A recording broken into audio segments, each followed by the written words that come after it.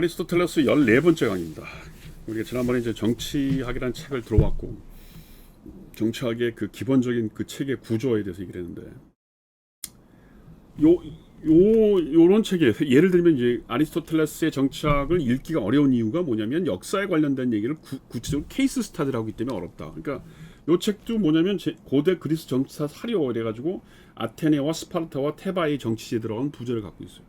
요게 뭐냐면 당대에 썼던 일종의 역사적인 어떤 그 아주 그 기초적인 역사 자료예요. 이게 아리스토텔레스와 크세노폰이라는 사람이 썼다고 이제 돼 있어요. 이런 것들을 읽고 나면 그 당시에 어떤 식으로 그 세상이 돌아갔구나라고 알고 있는 거예요. 특히 이제 이 책의 4, 5, 6장 같은 경우는 되게 어려워요. 그게 그 구체적인 자료를 얘기하기 때문에. 그래서 보통 우리는 이제 이 아리스토텔레스 정착을 얘기할 때는 국가에 대한 성격 얘기를 하고, 그 다음에 이제 소위 1인 통치, 귀족 정치, 뭐 데모스의 통치 이런 장단점에 대해 얘기를 하고 넘어가는 경우가 많죠. 그러나 실제로 아리스토텔레스의 정치학의 진수는 케이스 스타디를 아는 거예요. 그러니까 우리도 왜 한국 근대 현대 정치사에서 누가 뭐 대통령 선거 때 이겼고 그다음에 그때 국회의원이 어떻고 이런 구체적인 디테일을 모르면 한국 현대 정치가 어떻게 움직이는지 잘 모르는 것 같은 거죠. 자, 그래서 하여튼 그렇고, 그 다음에 이제 우리가 국가의 성격에 관련된 얘기를 44페이지 제 그 책으로 44페이지 하고 있는데, 여기에 국가에 대한 그 논의 중에 중요한 게 뭐냐면 인간의 어떤 군집성을 인간의 소통 능력과 연결시키고 있다는 거예요. 언어 능력과 구비시키고 있어요.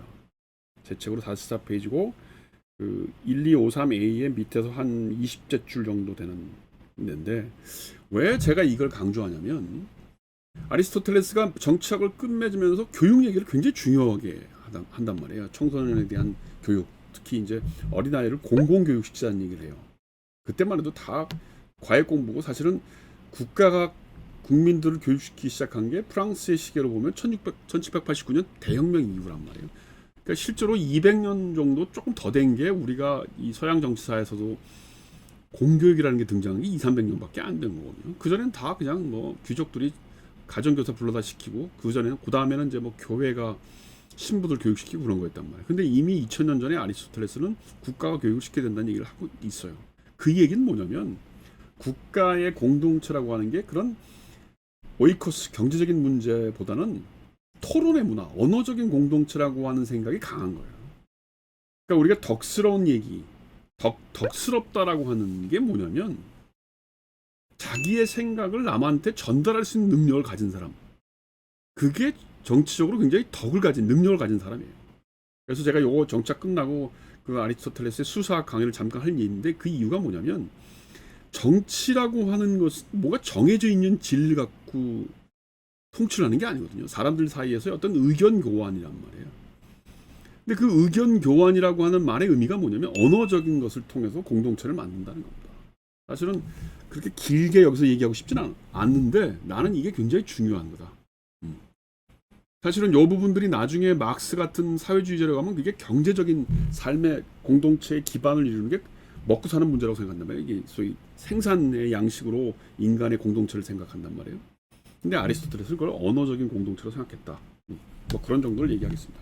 그래서 이제 1권 2장의 마지막 그 보면 국가라고 하는 것은 자연적으로 존재하며, 이건 아리스토텔레스 얘기가 제가 읽겠습니다. 국가는 자연적으로 존재하며 개인에게 선행한 것이다. 이 두 가지 명제의 증거는 국가는 전체이며 개인은 부분에 지나지 않는다는 사실이다. 여기까지가 아리스토텔레스가 생각하는 거예요. 그래서 조금 더 밑에 이렇게 사람은 본질적으로 정치적 결사의 일부가 되도록 되어 있으며, 따라서 모든 사람에게는 어떤 결사를 형성하려는 잠재적인 충동이 있다. 이게 이제 인간은 본능적으로 정치적 동물이라는 말의 뜻이에요. 그리고 사람은 국가의 정의를 통해서 구원을 받는다. 그러니까 국가가 없다면 인간의 이상도 실현되지 않는다는 거죠. 그러니까 그 소위 로빈슨 크루소처럼 돈도 많아, 먹을 것도 많고 아무 문제가 없어. 그래서 무인도에서 혼자 살아? 뭐 그럴 수도 있는 거 아니야 생각하지만, 적어도 아리스토텔레스적인 관점에서 보면 그렇게 무인도에서 호의호식하면서 혼자 사는 거는 인간의 본성에 잘못 반한다는 그런 뜻입니다. 그 다음에 이제 뭐 너무 얘기가 많아서 얘기를 할 수 없는 책들이 그건데, 2권에 가면 이제 이상국가에 대한 견해 그래가지고 뭐 주로 여기서 나오는 건 저 플라톤에 관련된 얘기가 나와요. 거기 보면 그 2권 1장에 그 옛날 판보 들으면 1260B27 한 10번째 줄 밑에 보면 모든 시민들을 공유로 해야 된다. 둘째로 아무것도 공유해서는 안 된다. 셋째로 어떤 것은 공유하고 어떤 것은 공유해서는 안 된다. 이 얘기가 뭐냐면 이제 국가의 시스템 자체를 모든 걸 공유한다는 게 뭐예요? 생산과 인간과 모든 체제를 다 똑같이 하는 공동적인 공산사회를 얘기하는 것이고, 아무것도 공유하지 않는다는 건 요즘식으로 얘기하면 전혀 개인적인 사적인 영역을 인정한다는 거죠. 경제나 모든 정치나. 그 다음에 그럼 중간에서 어디 하느냐 뭔지 이런 건데, 결론부터 얘기하면 아리스토텔레스는 항상 중용을 찾아요.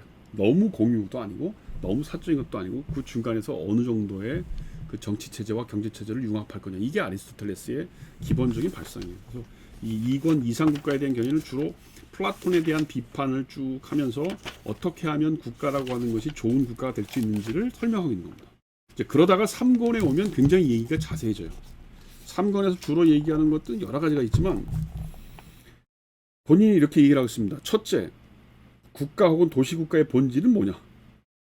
국가라는 게 뭐냐는 거예요. 둘째, 정치인과 입법자들의 활동은 모두 국가에 관련된 건데 어떤 식으로 정치 체제를 만들 거냐. 그러니까 국가란 무엇인가 하고, 그다음에 그 안에서 국가의 체제를 뭘로 할 거냐. 그게 바로 이제 무슨 왕정이냐, 귀족정이냐, 민주정이냐, 이거에 대한 정치 체제를 논의하는 거죠.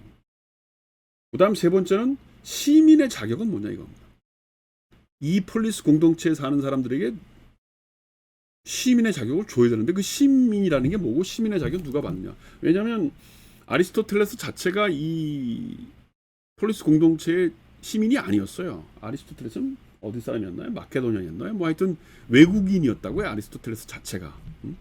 그래서 이 소위 국민의 자격, 시민의 자격을 얻지 못하는 경우가 많았기 때문에 이 사는 사람들 사이에서 어디까지 시민의 자격을 주어야 되느냐라고 하는 것이 공동체의 건전성을 유지하는데 대단히 중요하다는 겁니다. 사실 뭐 역사적인 얘기지만 로마가 멸망했던 여러 가지 이유 중에 하나가 외국인들에게 너무 시민권을 남발했다는 거 아니에요. 그래서 시민권을 남발해서 나온 결과가 뭐냐면 정치에 자격이 없는 사람이, 정치에 참여할 수 있는 자격이 없는 사람, 외국인들 뭐 이런 사람들이 다 이제 정치 참여 시민권을 가지니까 정치가 타락하겠다라고 하는 것이 뭐 나중에 후대 역사가들에서 나오는 얘기고 뭐 그런 얘기를 많이 하는데, 그런 의미에서 보면 시민이라고 하는 게 어디까지 자격을 줘야 되냐, 이건 사실은 꽤 의미 있는 질문이에요. 그게. 자, 그래서 이 책의 순서대로 그냥 페이지 수대로 가겠습니다. 여기 보면 그렇게 문제 제기를 한 다음에 제 책으로 115페이지에 보면 뭐라고 되어 있냐면, 시민은 다음과 같은 기준에 의하여 결정된다. 이 기준이란 관직과 법정의 운영에 참여하는 사람이라는 겁니다. 그러니까 시민이라는 게 뭐냐면 관직과 법정의 운영에 참여하는 사람이 시민이라는 거예요. 관직들은 두 종류로 나눌 수 있는데 어떤 관직은 시간적으로 계속적이 아니다. 즉 다른 말로 하면 이러한 관직들은 단일 임기 이상으로 역임할 수 없거나 혹은 두 번째 임기를 역임하려면 일정한 간격을 두어야만 한다. 그 다음에 법정의 판사나 의회 구성원들은 관직을 소유하고 있는 사람들이 아니며 그들의 위치 때문에 관직을 담당하는 것은 아니라고 주장될 수 있다. 그러나 국가에 있어서 가장 중요한 지위를 실제로 차지하고 있는 사람들을 관리의 범죄도 제외하는 것은 터무니없다. 그러니까 뭐냐면 판사나 법관 같은 사람들은 이제 임시직이 아니고 지속적으로 하는 거예요. 관료죠, 관료. 그 다음에 임시직으로, 그러니까 오늘날에 얘기하면 선출직이죠, 선출직. 어떤 임기를 가진 사람들. 이제 이렇게 시민의 자격을 구분했다는 거예요. 그러니까 이렇게 놓고 보면 시민이라고 하는 것은 오늘날 우리가 얘기하는 그냥 국민 그런 뜻이 아니에요. 정치에 직접 참여하고 행정이나 법 운영에 참여할 수 있는 사람이라는 겁니다. 오늘날로 얘기하면 그런 의미에서 보면 관료, 공무원 같은 느낌이 더 많다는 거죠. 그래서 보면 여기 마지막 116페이지에 뭐라고 되어 있냐면, 시민이란 이렇게 정의된 관직을 담당하는 데 참여하는 사람이다. 이게 아리스토텔레스 얘기하는 시민에 대한 개념 정의예요. 그리고 나서 이 양반이 뭐라고 얘기를 하고 있냐면, 그 관직에 참여를 여러 가지 방법으로 선출도 할 수 있고 뭐 여러 가지 방법이 할 수 있는데, 오늘날의 관점에서 보면 뭐가 있냐면 이 투표로 하는 관직 선출이 있어요. 그러니까 어떻게 되겠냐면 이렇게 일정한 자격을 가진 사람들, 그리고 나 무슨 뭐 국회의원 하고 싶어, 나 뭐 하고 싶어, 그런 사람을 투표에다 넣고 투표를 해, 추첨을. 그래서 투표에 당첨이 되면 1년 동안 뭐 예를 들어서 국회의원을 하게 만드는 그런 방식이 있어요.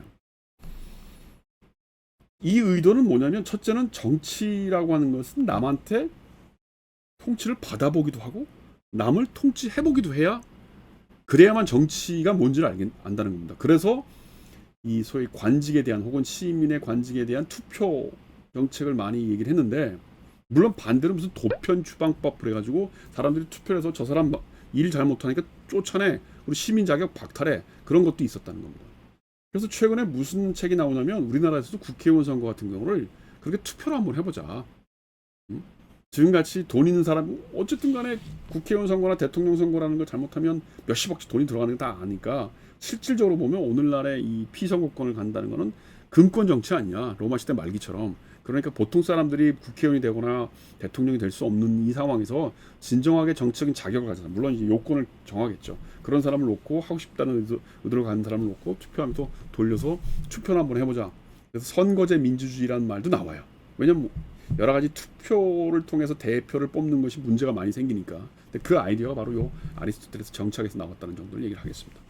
오늘 여기까지 하겠습니다.